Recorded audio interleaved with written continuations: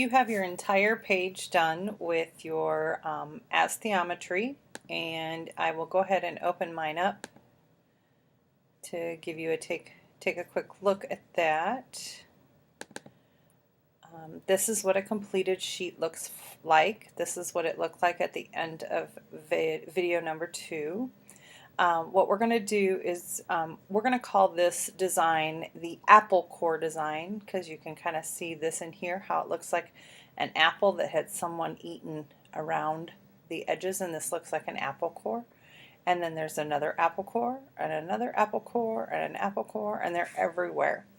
So what we're going to do this time is we're going to go ahead and we're going to kind of start back at the beginning by creating a new image. And just like we did at the very first time, we went 600 by 600 for our width and height. We gave it our last name, and we're going to go call this Astheometry 2, because this will be a challenge piece for you if you are finished with your other piece and have it uploaded already for grading, and hit OK. Now remember, this takes you back to the square piece. Now remember, we're going to select the shapes drawing tool, and then across the top we're going to select the straight line, opacity 100, mode normal, and our size, if you remember, we took that to 5. And again, click down on the big black box. You could choose whatever color you wanted to work with. I'm going to choose to just continue to work with straight black. So once you have that set, and remember, darker colors seem to work a little bit better, I'm going to hit OK. Then I'm going to do what I did before to draw my first. I'm going to click, hold it down, drag it up, get to the edge of my paper, let go, click, drag, let go, click, drag, let go. And if you happened to save this particular square that you did before all by itself before you took it into and made it into the entire sheet, if you happen to save that in Drive somewhere and it's just sitting there waiting, you'll be able to just go ahead and use that, and you'll have to just kind of wait through or speed through the video here a little bit until I get to that section where you're going to know what you're going to do with your square this time. But it really truly doesn't take that long to create a new one. And then remember, you want to stay fairly consistent with the width of your the space between the previous drawn line. When you hit that wall, remember, we don't go through the wall, we just bounce onto the wall. And we're just going to keep going here. It's not going to take too much longer. And this is so much faster than drawing it all by hand with a ruler and a pencil. But it is good to still practice and do some things the old-fashioned way, the old hard way. So that's okay. That got us to know the concept that we were going to be working with, and that was very helpful with what we were going to do. So we're just going to kind of finish this out.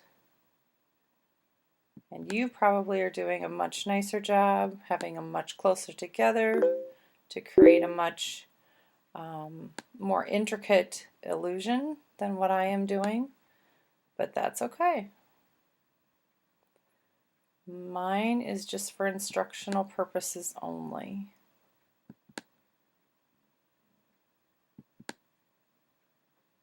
And we're just about there. And just a couple more.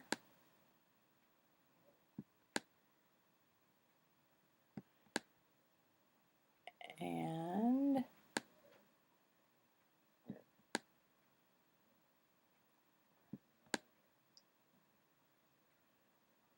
we'll call that one pretty close. Okay, so now we have the completed one done. Again, you could save this and you could put it into your drive, so you do have a single piece. But now what we're going to do is we're going to go to Image, and we're going to go to canvas size. And remember, we want to leave the blue box in the upper left corner. And now this time we're going to change this to 3600, and we're going to change the width to the height to 2400 and the width to 3600 pixels. Hit OK, and again up in our navigator pane in the upper left hand corner, we can see now that we have a much larger page. And you can zoom in or zoom out to get to that point. There we go. I think I'm going to want to zoom at about 40% maybe. Oh, and maybe if I drag this out, whoa, dragging the whole thing around. Drag this wall out just a little bit. And I think we can do a little bit more adjusting. If I can zoom that maybe to 30% is a little bit high yet. 20% seems to work. So let's go with that. Okay, so what we're going to do is we're actually going to unlock this layer. And we're actually going to rename it as layer 1, and that is going to tell us that that's the first one on the page. So then the next thing that we're going to do is we're going to drag that layer, click and drag, and we're going to drag it onto this little sheet of paper, not the trash can where it says delete layer, but where it says new layer, and we now have a layer 1 copy. So we're going to rename that as layer 2. Okay, so if we take our move tool, we can move that one over just like we did with our other ones. But now for this one, what I want you to do is I want you to go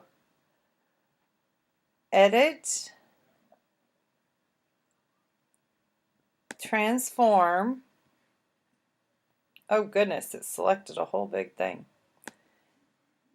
I'm not sure I'm going to like it to do it that way. Let's delete that layer.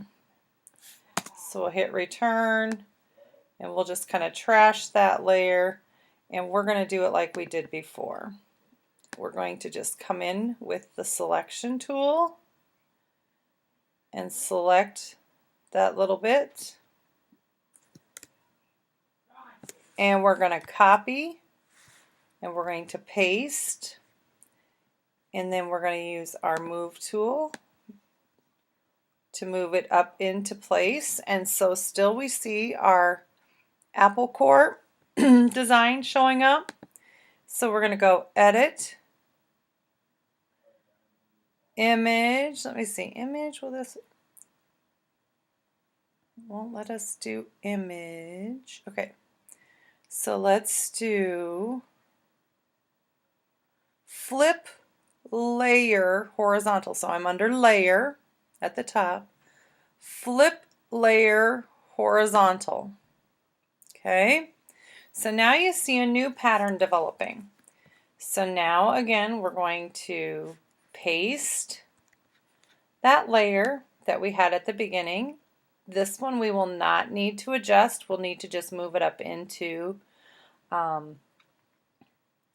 place, and then we can go ahead and we can paste another layer and move it into place, and then we need to go Layer, Flip Layer Horizontal.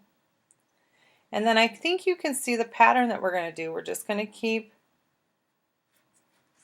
pasting, and every other one that we put in there, and this is the last one in this row, we're going to do the Flip Layer Horizontal. Okay, so now that we've done that, we need to think, we're going to go ahead and paste another layer, and we need to think about this layer. Did we flip the layer on top of that one? No, we didn't.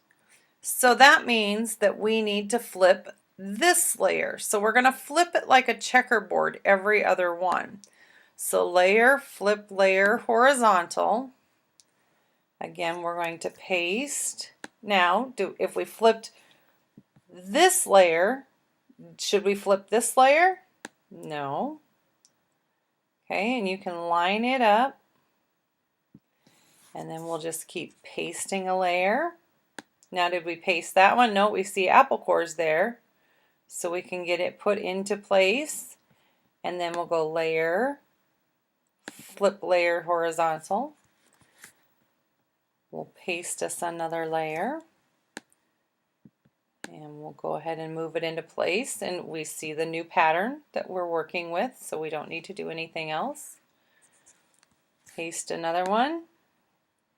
If we put it in place, do we see the pattern we need to? No.